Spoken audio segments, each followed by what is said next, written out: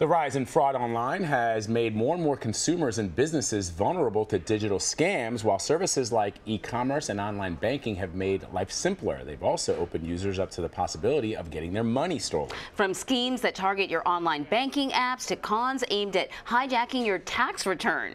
What can you do to protect your data? Imagine that, somebody trying to hijack your tax return. People wait all year for that. A staff reporter for CNET, Alfred Ng, joins us now from the CNET studios in New York City. Thanks for joining us. That just got me upset because I know people bank on that tax return to pay off bills, to maybe go on a trip, and to have it being swiped right from under you. And I just did my taxes, and for the first time I actually used an account instead of using like TurboTax or something, and that was the first thing they talked about people swiping your returns. Interesting. Okay, so listen, what are some of the best ways to protect your information then, especially information on banking apps or other apps that have your credit card information? Hi, yeah, so the best way to protect data on your banking apps is to set up two-factor authentication if that's available. What that does is, so not only do you need to enter your password on the app, you'd also need to enter a code that's sent to your phone or your email. So it adds an extra step for hackers, so they can't just enter your password and log in that way. Another thing that you can do is to make sure that you're accessing the app on a secure network. Your best bet is to use cellular data. Hackers often take advantage of open Wi-Fi networks and take advantage of insecure apps that way. You should also make sure you're using the legitimate version of the app. In the past, hackers have made fake versions of banking apps hoping that it'll trick people and then give up information that way. Alfred, the majority of credit cards now have a chip on the card, but a lot of experts say, and this is surprising, those chips may not end up protecting you any more than the old strips when you just had the swipe. Can you explain that? So they don't protect you as much when you're online because you're entering your card number that way. In that scenario, you'd have to make sure you're on a secure website. But when you're using the cards in person, cards with chips are much safer than using the magnetic strips.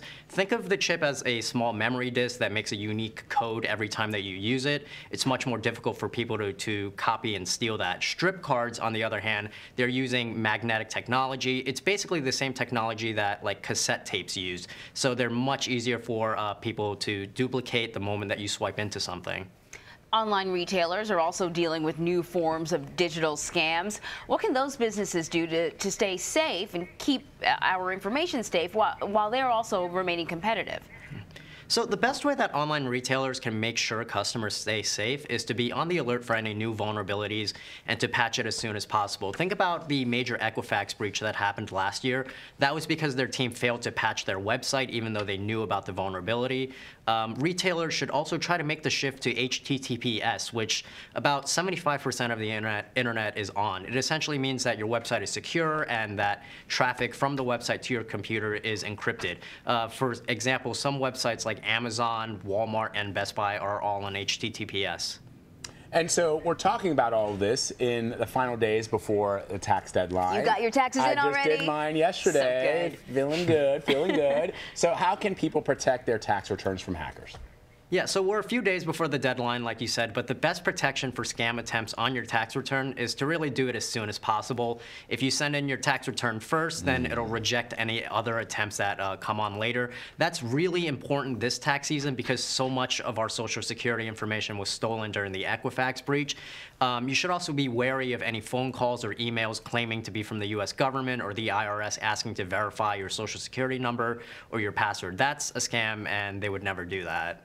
That is good advice. Yeah, that is very good advice. And actually, the idea of getting it done early is important. John McGlinchey, our senior producer in the control room, remembers 2 years ago, I waited in not just until the last minute. It was literally the last hour where I had to run to the post office and I had to leave the show and get it in. So he learned his lesson because he's early this year. Yeah, exactly. Slightly early. Alfred Ng, thank you so much. We appreciate it. Thanks for having me.